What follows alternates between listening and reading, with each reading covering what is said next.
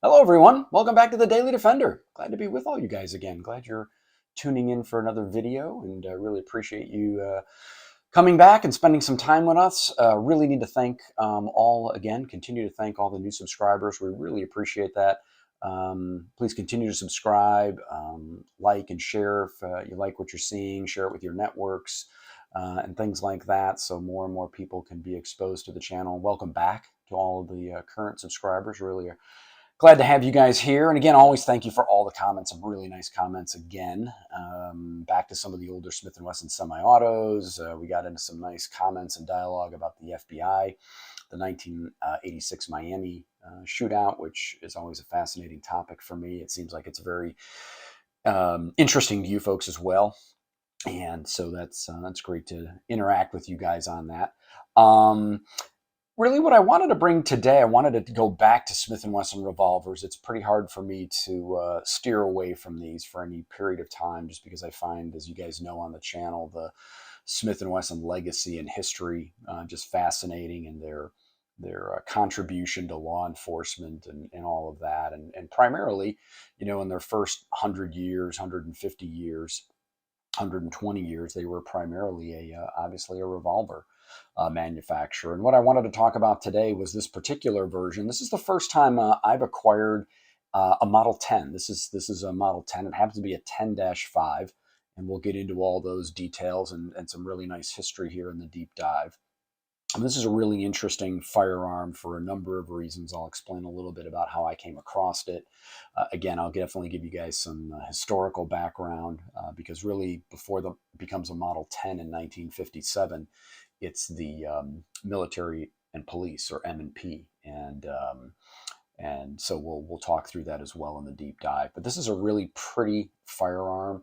And again, I'll talk a little bit about how I came across it. My recent range experience with it, I decided to shoot it side by side next to my Model 13-1, which is a heavy barrel, but again, we'll compare those. And yeah, just a really, really fun, another fun Smith & Wesson revolver to talk about, and one that's pretty iconic actually in terms of its length of career, if you will. So let's go straight into this Smith & Wesson Model 10-5. So as I just introduced, this is our Model 10-5. It's a Smith & Wesson 10-5 based on a Model 10 platform. And yeah, we've got a lot to talk about and a lot to unpack on this one. This is a really, really interesting firearm, the Model 10, previously known as the 38 Military and Police. And I'll talk a little bit about that and give you some of the history that I think is really important, so we keep some of that alive. And you guys seem to really enjoy the historical side of it, so we'll continue to talk about that. And again, just a lot to unpack on this, from its historical side to my interest in it recently, to some discussion in the shop about it, the product itself, and then how it shot. So a lot to talk about. We'll try to get through all that and try not to get down into the weeds too much. But I think the first place we have to start with is this particular firearm is very important within the Smith & Wesson line, because it is, my understanding, is the most prolonged model in production. It's the longest production model within the Smith & Wesson line. I think we state it that way. It's probably the cleaner statement. Because, and I'll talk a little bit about that next. So, Smith & Wesson in the 1800s, mid to late 1800s, was moving into their HEs, or their hand ejectors, primarily in the I frame and the J frame. This is a K frame. The Model 10 is a K frame.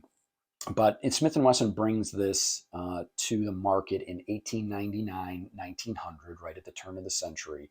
And of course, they're not using model numbers then, right? We know that Smith & Wesson doesn't begin using model numbers until 1957. So they're using product names, and they introduced this as the 38 Military and Police, or M&P, in 1899, 1900, right at the turn of the century. And it is still made today. It is still made today as a Model 10 in the Classic series. So I believe that does constitute the longest running production model for Smith & Wesson in this particular revolver. Maybe I'm wrong. Maybe somebody else knows of one that's, maybe I've got that just a little bit off, but that was based on my research, that I believe it is the most continuous production run model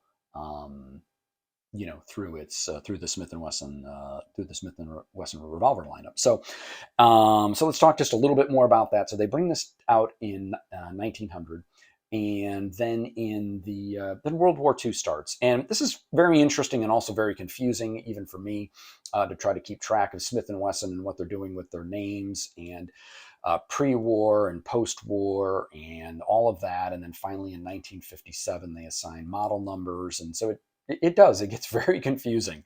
So if you're not the only one who gets tangled up in it, believe me, I think we all do, unless we've got amazing memories and can kind of keep it all straight. But my understanding that is in World War II, then the war starts, World War II, and this turns into a 38 military and police victory model. Then you get into this term post-war, which the post-war era of Smith and Wesson production.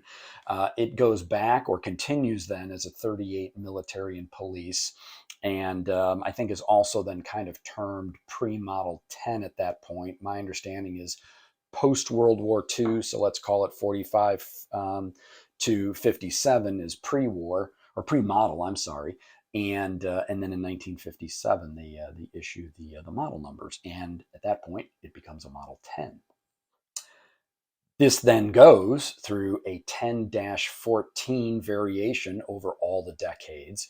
And as I stated, it is still being produced today in the Classic series. I think it's just a Model 10. Maybe it is a 10-14 because that was the last engineering change.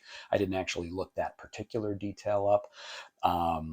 But yeah, 10-14 was the last engineering change that I'm aware of, but I don't know exactly if it's stamped that way on a Classic series, or maybe I'm mistaken. It's even a -15 now. Maybe somebody could chime in and answer that for us. But so that's kind of our historical side of this and why it is so important. And it really did, I would say, between 1900 and probably the 60s, maybe even into the 70s, was really a primary sidearm for law enforcement in the US. And to kind of build on that, I've got a 1952 Centennial catalog, and these are really neat. If you can find these, or you're as interested in Smith & Wesson history and models as I am, this is their product information. This is a Smith & Wesson catalog. And you can see straight away they're calling it the 38 military and police square butt short action. Interesting. And they make statements about this firearm like we just talked about, right?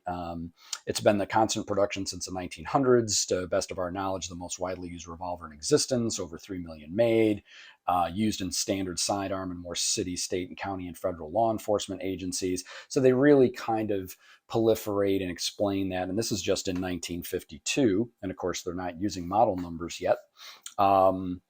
That statement. So you can see the first 50 years existence plus of this firearm is just extensively used.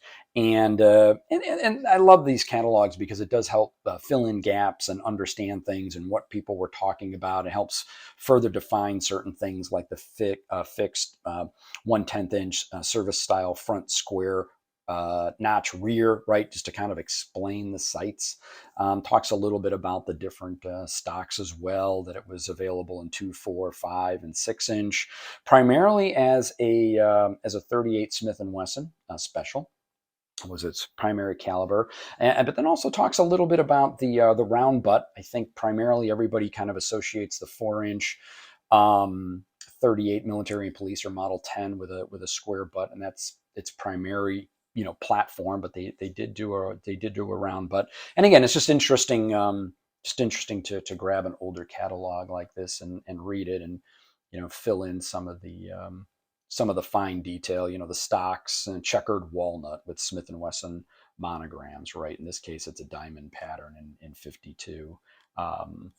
So anyway, it's very interesting, and just again lends a little bit to our historical side of it. So for me, I don't want to say resisted the Model 10, but it never seemed to really get me. I had always jumped to a 19 or a 15 or a 27 or the Chief Specials and all that stuff. The Model 10 always, I guess for me, seemed just a little simple. And it is, and it was, specifically, I think, because it was just a working man's sidearm, 4-inch 38 Special on a K-frame, for military and police sidearms. And that's exactly what it was used for the first 70 years of its existence. A lot of discussion, as we already saw in the catalog, about police use, but also issued to military units and used fairly extensively in Vietnam, as I understand, or at least issued fairly extensively, or found its way into holsters fairly extensively in Vietnam. So,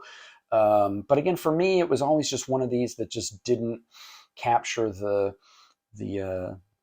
the limelight. Some other things were just shinier and brighter for me.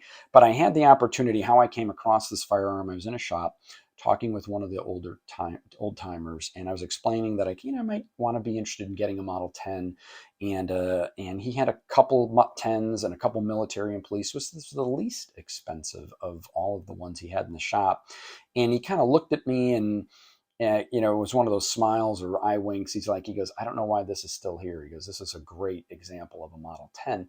And what's not represented here was that it had an aftermarket blonde stock on it, which kind of visually threw it off. It was kind of weird. And it just had this level of grime on it, right? You see that a lot.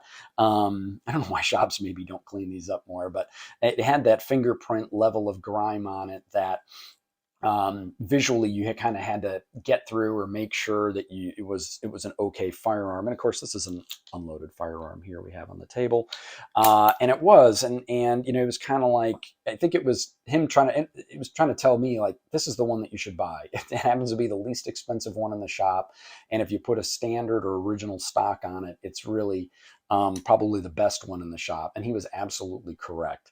And we'll do the deep dive and walk around and talk about that a little bit. But that's how I came across this one, and why I decided to buy it. And very, very happy that I did. It was another, I guess I'll call it a sleeper, maybe. Maybe that's the right term for it. And he was right. And I know them, and I'm in this shop quite a bit. So I think he was trying to, as nicely as he could without coming out and saying, buy this one. Uh, buy this one, and that's what I did. So, but very, very happy that I did. So let's just kind of do a quick spec on it. Tell you a little bit about it as a 10-5. And it is a 10-5. If I didn't mention that somewhere along the line, sorry. I know we kind of get to rambling on these on these sometimes. There's just so much to talk about and unpack, like I said. So this is a Model 10-5. And so the 10-5s were engineering variant was released around the mid 60s, I think. No, it was early 60s. I think I want to say 61 or 62, I think. And this particular one, based on the serial number, and is a C level serial number, is about a 1966 is my best estimate. I didn't call Smith and Wesson on this one. It may be one that I am going to have to get a letter on, because I'm kind of interested just to see where and how this one came about. But anyways, it's a 1966, which is very cool. I love the 60s era of firearms. I don't know what it is about that for me, but it's great. We've already talked about that this is still currently made all the way up now in the Classic series. And so let's just kind of do a little deep dive. Let's do a little bit of walk around on it and some very interesting things. So this is a K-frame, as I believe I mentioned, at 38 special. It's a 6-shot. And it has a couple different terms for this. Some people refer to this as a pencil barrel. I've never liked that term myself. My understanding is Smith & Wesson never used that term. They either used standard, or I believe the other term may have been tapered, because you can kind of see that tapering here as it comes down. So I believe standard or taper was the correct term for this barrel. They also did make it in a heavy barrel. And I can pull that over here real quick. This is the Model 13-1 that I have, also clear and safe. And you can see also a K-frame, but in 357 Magnum. And the camera, I think, is just maybe making it look a little bit bigger than it really is. But there's the heavy barrel version. And we'll come back to this because I shot them side by side. So we've got this 4-inch, let's call it standard or tapered barrel. We have this kind of slightly larger serrated sight. I think it was the 1/10 size sight, if I remember correctly. The barrel is stamped Smith & Wesson on the left side, which is always very nice. And you can kind of see that there. The firearm itself has very little wear on it. It has a little bit of wear up here on the front of the barrel, but the farther you move back onto the firearm, you've got a cylinder drag line there, of course. but the rest of the firearm is in very, very nice shape. It is a pin barrel, so we have a pin barrel at this point. If we open this up, and of course the model number is going to be down here on the frame. Again, very good shape, 6-shot. Not recessed. This is just a traditional flat cylinder in that regard. Again, frames in very good shape. Traditional thumb release, not a flat latch or anything like that. We do have a serrated trigger, or grooved trigger is probably the better way to state that. Again, the frame's in very nice shape. Coming around here, smooth front strap, serial number. Again, I put original Smith & Wesson K-frame walnut stocks on here. We've got a smooth back strap, but again, in very good shape. No other markings. My understanding is at times you'll see a stamped US on Model 10s, and I believe that is to indicate a US military issued version, or not version, but just that it was issued to U.S. military or used by the U.S. military. So that's kind of interesting. Mine doesn't not have that. We do have a hammer nose, of course, because in the 60s we're still utilizing a hammer nose. And of course, all these parts would be forged and fitted by Smith & Wesson. Sticking with the sights, I kind of jumped over that. We've got our front sight here ramped. All right, so I should say grooved or serrated. And then you have the traditional trench with the square notch in the back lining up our sight picture. So very, very traditional there for Smith & Wesson when you don't have adjustable sights with just the fixed sight. Moving to this side of the firearm, again, a few fingerprints there. I apologize for that, but the finish here is excellent on this firearm. We have a large Smith & Wesson's trademark stamp there. We have the traditional 4-line information stamped into the frame as well by Smith & Wesson, and then up here stamped into the barrel we have 38 Smith & Wesson Special CTG, which is cartridge. And again, on this particular firearm, we have a little bit of wear up here on the barrel, nothing significant, no rust, no pitting. And again, as you work your way farther back, it almost the better the firearm gets. This is a 3-screw. We don't talk about that a lot here, or I don't. I guess I should say I don't. I think we'll talk more about that moving forward, and I'll probably try to do maybe a quick video on the 5, 4, and 3 screws, because I do own firearms that have all of that engineering design criteria. But if you're not familiar with that, you'll hear people talk about 4-screw, 5-screw, and of course 3-screw. Basically, the very, very quick side of it is that early on, Smith & Wesson started with a 5-screw design, then went to a 4-screw, and this is then they moved forward. I think it was in the mid 50s, and it may be a little different model to model. Eventually went to a 3-screw, and there is a 3rd screw here. It's just covered by the wood, the walnut wood stock. So it's 1, 2, and then 3. 4-screw would be up here, and then 5th up front, if I remember correctly. I think I only have one 5-screw in my inventory. So that's kind of the screw, definition or discussion, if you will. What else can I tell you about the firearm itself? I don't think we missed anything. 38 Special, K-frame, 4-inch barrel. We talked about that.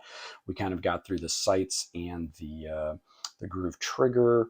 Your traditional hammer here at the top for Smith & Wesson. What did I like about it or dislike about it? I did not, of course, dislike anything. It was really, really cool to shoot.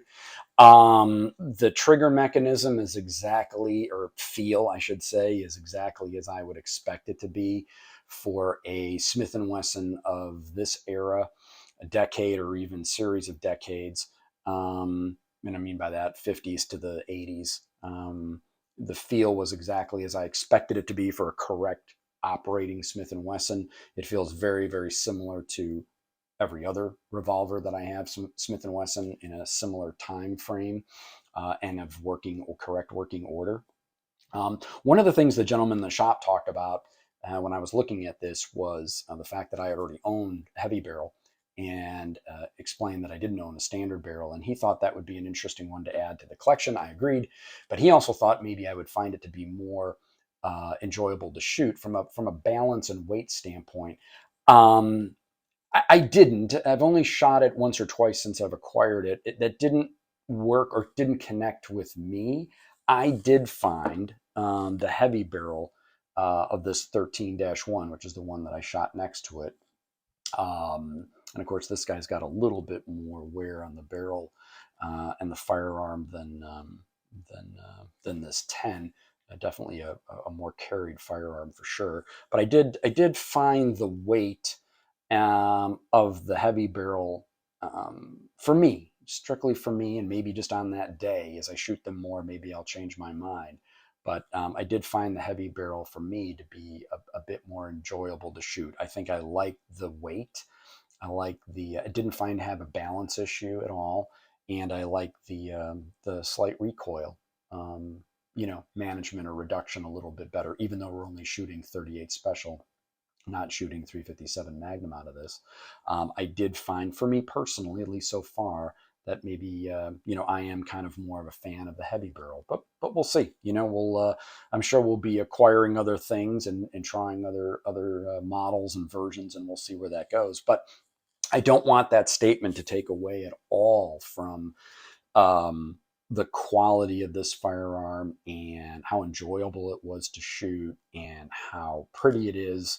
And again, the historical significance of the firearm. And I also have to admit, it was just beyond the physical side of it. Operationally, it was in very, very good shape. The cylinder is extremely tight. Very, very little movement or wiggle at all. There's no movement in the hammer.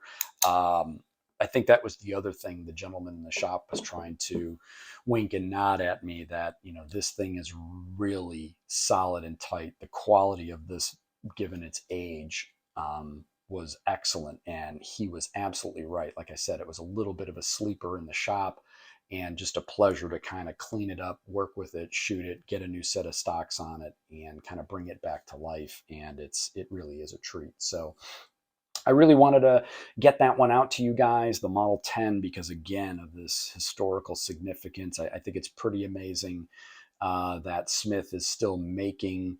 And I'm glad there's interest in revolvers still. There's still a place for these, not only for collecting and target shooting and enjoyment of shooting, but also from a self-defense standpoint. The revolvers still have their place. And so I'm glad that Smith & Wesson is still making the 10. So I hope you guys like that. I hope you guys enjoyed another revolver segment, and one that I think has some historic, I know has some historic significance. I'll continue to try to bring models that I think have some level of historical significance, whether it's that model itself or the variant, I should say, or the firearm itself or the model designation. Again, we've talked about it before, but the 13 in a 3-inch was very, very popular with FBI agents for a period of time, and also in law enforcement holsters as well. So there's always a lot of very, very interesting and sometimes very detailed and even complex and confusing information on Smith & Wesson revolvers and their kind of their significance in the firearms industry or with law enforcement. But again, I hope you guys like this one. It's a very, very pretty gun. If you into Smith & Wesson revolvers and don't own one and can find one for, this one was the price of a used Glock, just to kind of put it into perspective. So I thought it was a great deal. Very, very hard to pass it up. And like I said, the gentleman in the shop was was definitely leading me down the right path. Without coming out and just saying, will you buy this thing already? You're going to love it. But that's eventually what we got to. So thanks again for tuning into the Daily Defender. I hope you guys enjoyed it, and we'll see you again very, very soon.